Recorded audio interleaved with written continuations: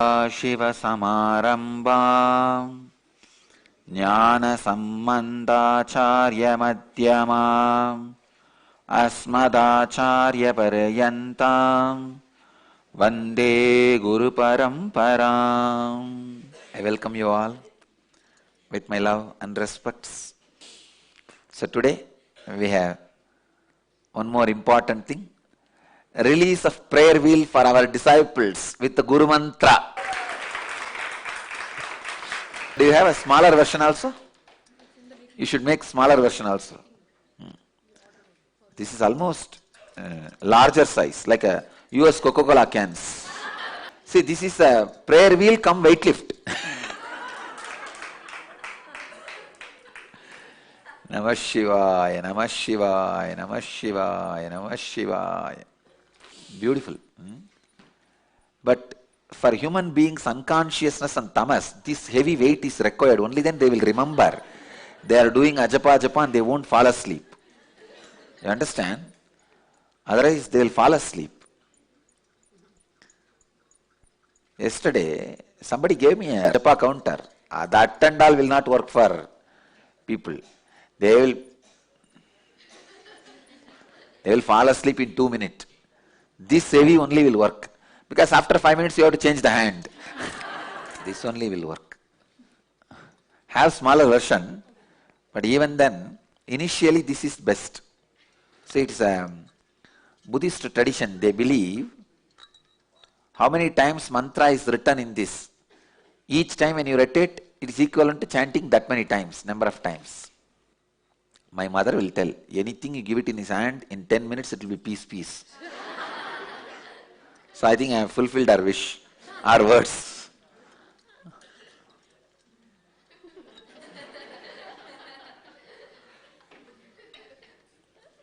No, if they get a new clack and all, I was so curious about everything, I'll try to see what is there inside. So when they give, they will give it as a clack. When I give them back, I'll give it in plastic carry bag. God, I fixed it. Great. Namah Shivaya, Namah Shivaya, Namah Shivaya, Namah Shivaya. It's very good for you guys to visualize on your throat the ajapa of mantra. Good.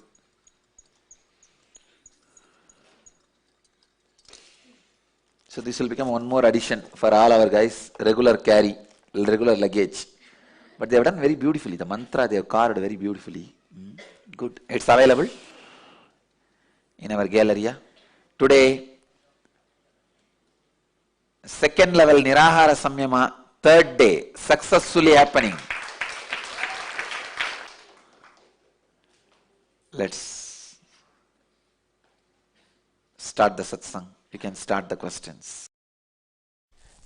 The first question today is from Sai Durga, IA participant ID number 75, who's asking, Beloved Swamiji, what is Sanyas as per Vedic tradition?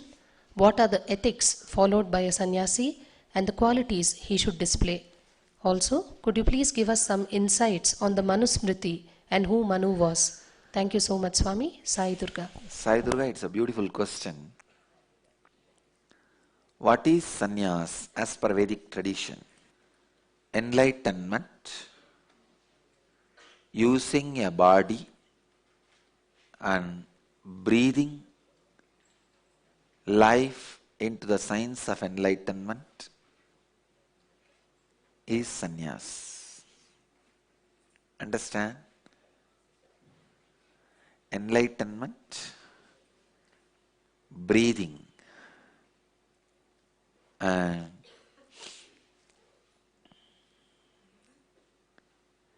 assuming a body and breathing life into enlightenment science is Sanyas. What are the ethics followed by a Sanyasi? Please understand, all the ethics, all the morals, all the codes of conduct, everything is dependent on the country, state, village, community, time they live in.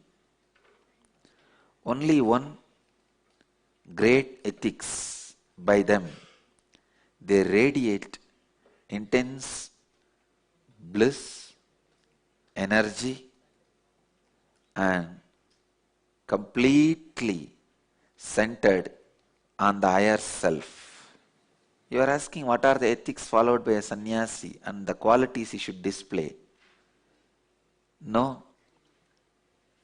The moment you fix some qualities that he should display, there is every possibility you will create hypocritical sannyasis. My whole struggle between me and my sannyasis is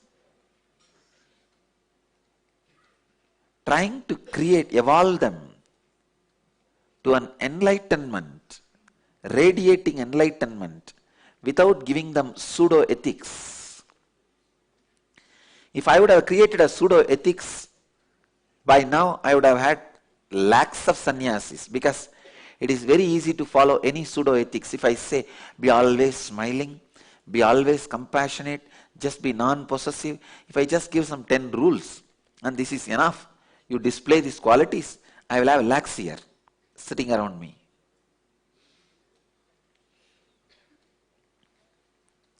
Pseudo-ethics gives more comfort to people. But the real sannyas is all about consciousness. Growing, establishing yourself with the pure enlightenment. Pseudo-ethics is like marriage, sannyas is eternal romance.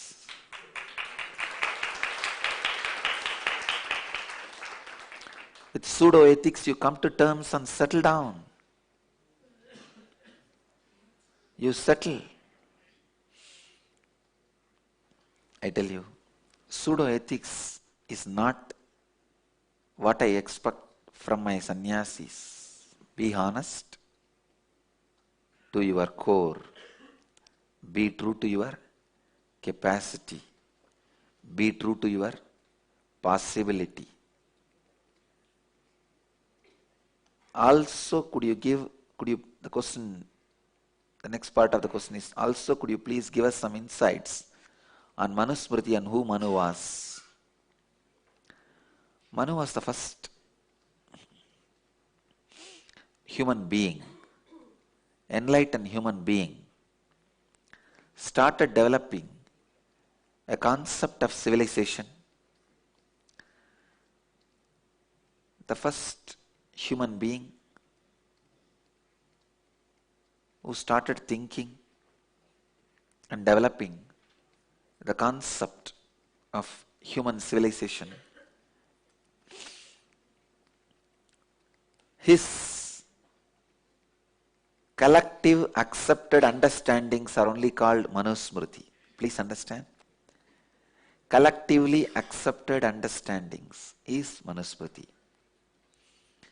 It was not written autocratically by him. It was more like a democratic understandings which was collected by him. It's like he was the president of the human civilization, first human civilization. Daksha Prajapati was prime minister.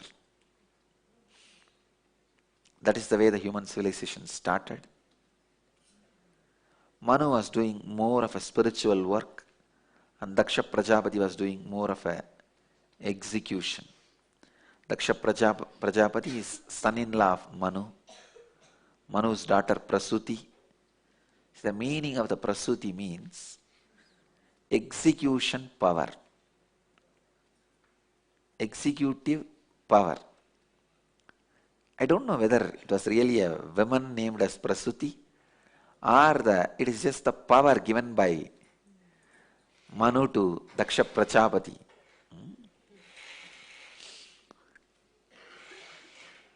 But Daksha Prajapati was considered as the son-in-law of Manu. So in the Thiruvilayadar Puranam, the history of Madurai, it is very clearly written, Meenakshi's adopted father and grandfather, Meenakshi herself, and Meenakshi's son Ukrabandian, all four of them used Manusmruti as a law of Madura. Madurai was ruled accordance to Manusmruti. There is a clear record. So, again, Madurai will be ruled as per Manusmruti.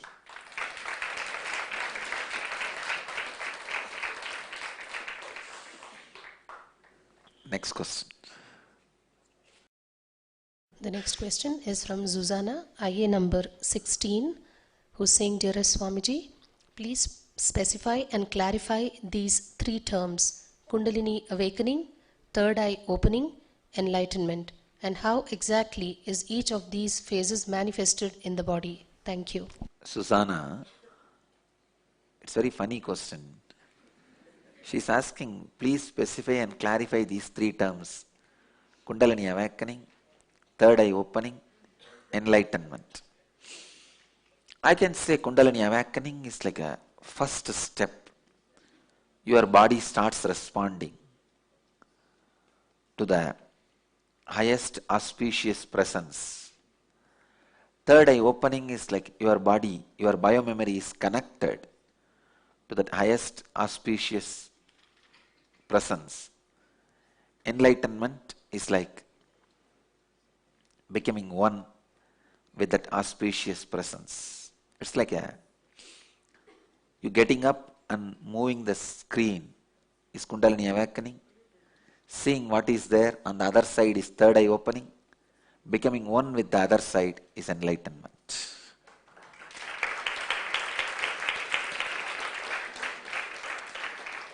So in Kundalini awakening, biomemory feels the heat of the consciousness. In third eye opening, biomemory feels connected to the conscious presence.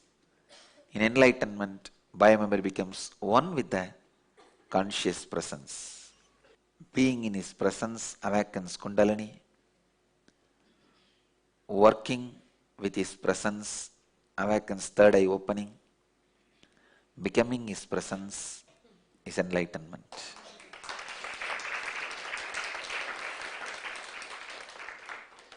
If I had to put it more precisely, in this inner awakening, I am working more on the third eye opening than Kundalini awakening. That is why less shaking, more transformation. The body movement outside is lot less, but inside is too much. How many of you feel that outside it is not shaking much, but inside it is unbearable, going through in the spine? So be very clear, it's third eye opening. So this whole inner awakening, I am working more on the third eye opening. I am not encouraging the body movement much, but programming less movement, more transformation. Less shaking, more shocking.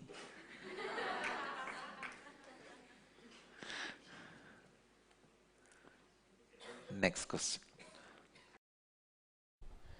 The next question is from Jens Glende, IA number 52, who's asking, Dear Swamiji, is there a connection between the Kundalini and the Merkabah, the light body that the ancient Egyptians worked with? What are your insights about the how and when of humanity ascending to the fourth dimension? Jens Thank Glenn, you. there is a strong connection between third eye and the Merkabah. What Egyptians call as a light body is related to third eye more than Kundalini awakening. Egyptians have worked very strongly with the third eye. And that is why they are pyramids. You can never build those pyramids with the ordinary eyes such precise. It was their third eye capacity which was responsible for their precision. Do you know the measurement, the geometrical precision the pyramid carries is more precise than the CS Tower or the Petronas Tower of Malaysia? Go to the Google, go to the internet Google, you will see the precision CS Tower is able to maintain with all the equipments. And the New York, there's one more tower, Empire State Building, yes. The precision, all the modern buildings are able to maintain the Empire State Building, and the precision, the Petronas Tower in Malaysia, they have compared with some 4 modern buildings. The pyramid's precision, their measurements are more accurate than the precision of CS Tower or Empire State Building or Malaysia Petronas Tower, Twin Towers. I'll put this information with records into our website, you can see, because I can't go through, as I am not an architect, I don't understand much of these details. I only understood the concept. They are comparing how they are more precise, how they are more precise than the precision of CS towers and all that. So, it is not possible by ordinary 2 eyes. It's only because of their capability of third eye. I have seen in Indian villages, the village carpenters, for them to make that 90-degree angle, they will come to the temple stone pillars and make the mold, take the mold and go. I have seen still in Tiruvannamalai, because that's the most precise, the 90-degree angle, the temple pillars, which is carved, I don't know how many thousands of years before, without any instruments, machineries. So Egyptians have worked so much on the third eye.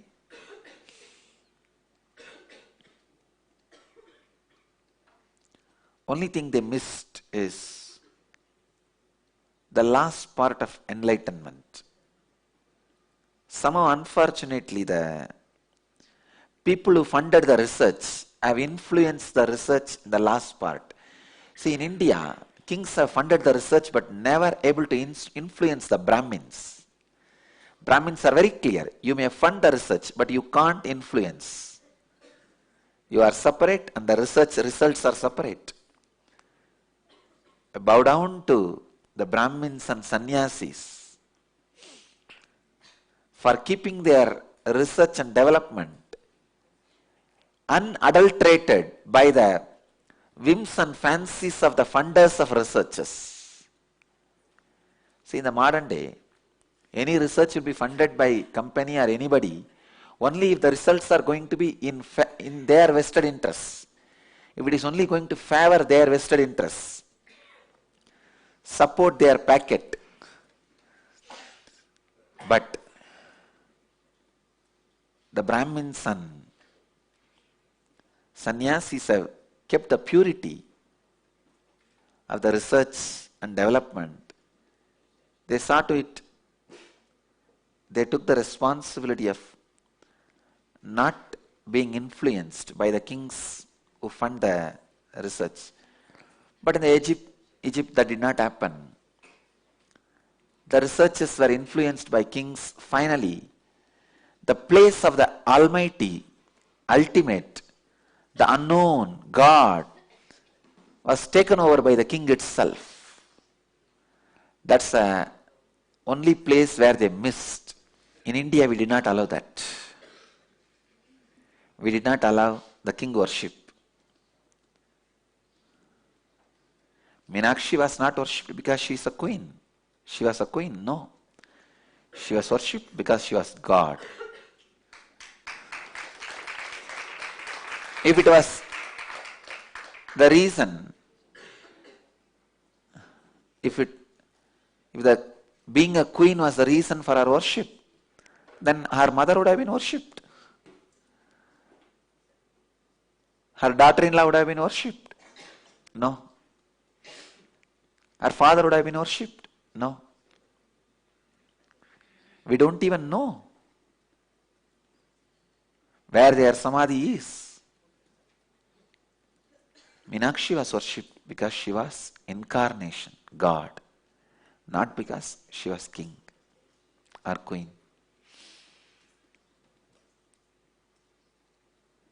You are asking, what are your insights about how and when of humanity ascending to the fourth dimension?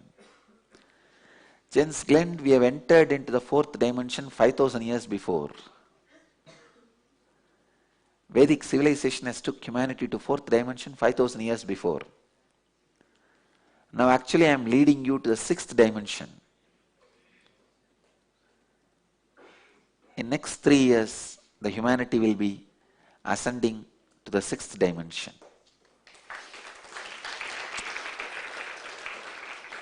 In every field there will be so much of revolutions. By the age of 18, each child will be allowed to choose their country.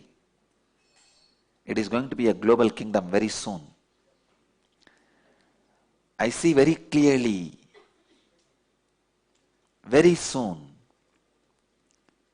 within next 5 years, a global currency happening.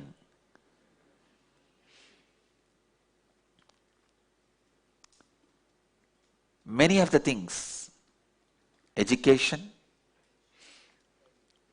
healthcare, food, shelter, clothing, all these major needs of humanity is going to become global. Please understand, you can live in any country you want. You can study in any country you want. You can choose your gender. You can choose your language. There's going to be a huge revolution. All these are side effects of this human consciousness entering into sixth dimension. The people who divide and rule are going to disappear. You see, when I say divide and rule, not just in the name of religion and language, even people who divide and rule in the name of land, country, even those divisions are going to disappear. I am seeing very clearly. It is going to be only one identity card, no more passports.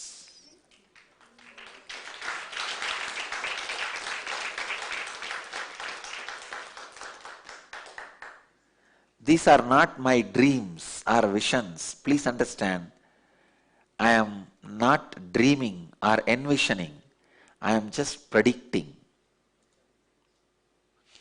I am just reading Akashic records. Next question. I am also seeing huge Bidadi cities, means the large cities. People who travel, go and stay, and travel, go and stay, travel, go and stay. Nobody wants them. It is left for only travelers. I see huge cities evolving all over the world, just as lodging cities. The next question is from Sonia Montenegro, IA number 70, who's asking, please can you comment about the Mayan Prophecy? The 3 days of darkness within 2012, what is it? When will it happen? What exactly is going to happen? Is it true that land on earth will move and the continents will unite? This is as per the prophecies.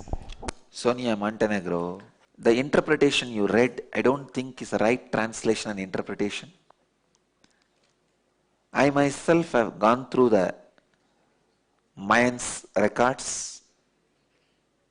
It is part of the Lemurian scrolls. I am giving you the details of the Akashic library archives. In Akashic records, there is a branch called Lemurian scrolls. The branch I am accessing and reading are mostly from Agastya. And Lemurian scrolls also come under Agastya only. In the Lemurian scrolls, one branch only is Mayans records. There is not going to be any 3 days of darkness as you understand, but there is going to be a 3 days of intense conscious radiation going to be happening on planet Earth, after which people will feel the effects of the 2012, the less number of thoughts and all that. Other than that, there is no other natural changes like land will be moving and the continents will unite. No, don't worry. That is why exactly on those days they prophesied 12, 12, 12, I am going to be on the ocean.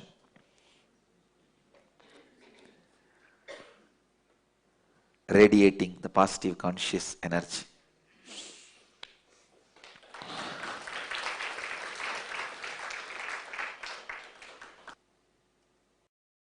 Next question is from Naga Sushila, IA number 34, who's asking, Dear Swamiji, it is believed that women should not wear Rudraksha and it is considered a sin if they do so. Is this true? Naga Sushila, in which world are you? Relax. Look around. How many women are wearing Rudraksha?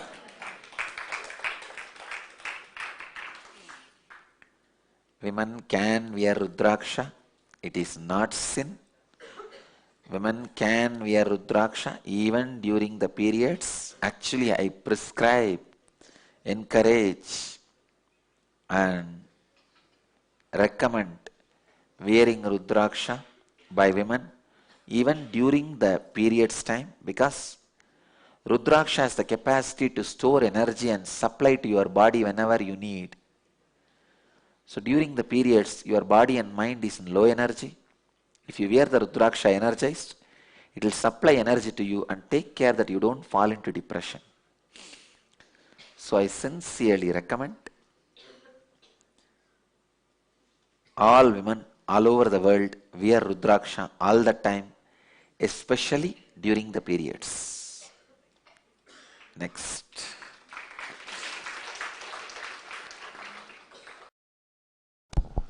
The next question is from Kirtikar Mehta, IA number 102, who's saying, Beloved Swamiji, I would like to know the deeper meaning of the concept of the state of being.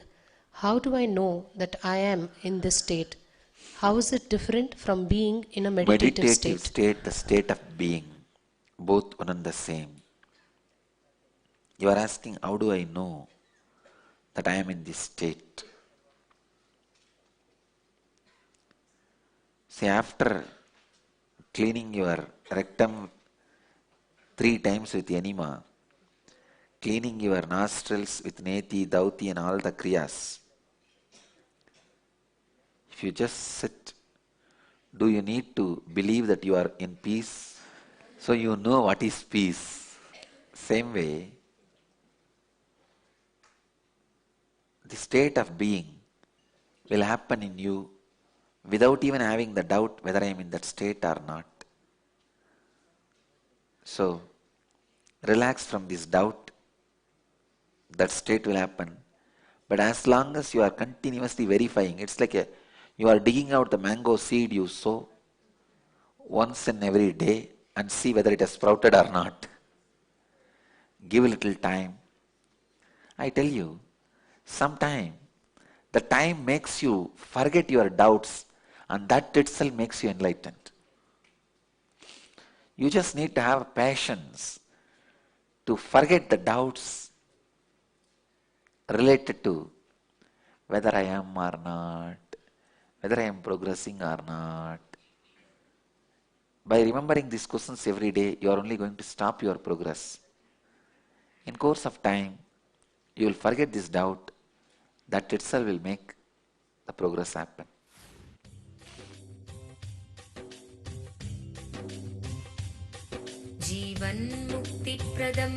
Paramahamsa Nithyananda, a rare living incarnation, is named among the world's 100 most spiritually influential personalities today. Paramahamsa Nithyananda has been placed alongside Dalai Lama, Nelson Mandela, Oprah Winfrey, Paulo Coelho and others by Mind, Body, Spirit, the world's top esoteric magazine from Watkins, London's oldest and largest bookstore. A yogi by birth, he has been expressing his power of enlightenment since birth. He has authored more than 500 books in Tamil and English. Translations of these books are available in 26 languages in Telugu, Kannada, Malayalam, Hindi, Sanskrit, Gujarati, Oriya, Bengali, Marathi, French, Malay, Polish, Portuguese, Italian, German, Danish, Spanish, Russian and Chinese. He is also an exemplary speaker with over 10,000 hours of profound life solutions through his discourses. Social services such as Annadan, free medical care, free educational services with ashrams, schools, temples, hospitals established in more than 140 places around the world, offering exceptional services. A powerful spiritual healer who has healed millions of people of diseases from migraine to cancer. A Kriya Yogi who has formulated Kriyas for physical health and mental well-being, benefiting thousands. A living master who offers practical solutions for our everyday problems. He is the founder and spiritual head of Nithyananda Dhyanapitham, a spiritual powerhouse who has revived the sacred Vedic tradition by establishing Vedic temples in places like Los Angeles, San Jose, Seattle, Toronto, Ohio, Oklahoma, Phoenix, St. Louis, Malaysia, Brazil, Paris, Guadeloupe, Dallas, New York, New Jersey, Atlanta, Calgary, Vancouver, Singapore, and places in India like Bengaluru, Hyderabad, Tiruvannamalai. A spiritual guru for 10 million followers, an incarnation who transmits the highest spiritual energy through initiation, a contemporary yogi who has revived the Vedic science of yoga worldwide through thousands of yoga centers, an adept in Ashtamahasiddhis, mystical yogic powers, who has effortlessly awakened the Kundalini of thousands and graced them with spiritual powers, a dynamic young guru who is an inspiration for thousands of youngsters. India's most watched spiritual guru online, a beacon of spiritual light who has triumphed over the forces of religious terrorism and political persecution. Paramahamsa Nithyananda is an eternal Kalpataru, blessing the world with the boons of material abundance and spiritual enlightenment. Anandanubhavaswadam sarvaroganivarakam Vande Papa Vinashaktam Nithyanandaya Swagatam Nityamuktam Nirvikalpam Dhyanaloka Pradipakam Vande Shantamayam Bandham Nithyanandaya Swagatam Ananda Gandha Sancharam Sarvopadhi Vinirmuktam Vande Jnanalayam Natham Nithyanandaya Swagatam. Let you all achieve, experience, live, express, radiate, share and explode in eternal bliss. Nithyananda. Nithyananda Dhyanapitham, Nithyananda Nagar off Mysore Road, Bidadi, Bangalore 562109. Contact 097422033111. www.nithyananda.org. www.youtube.com/Life Bliss Foundation.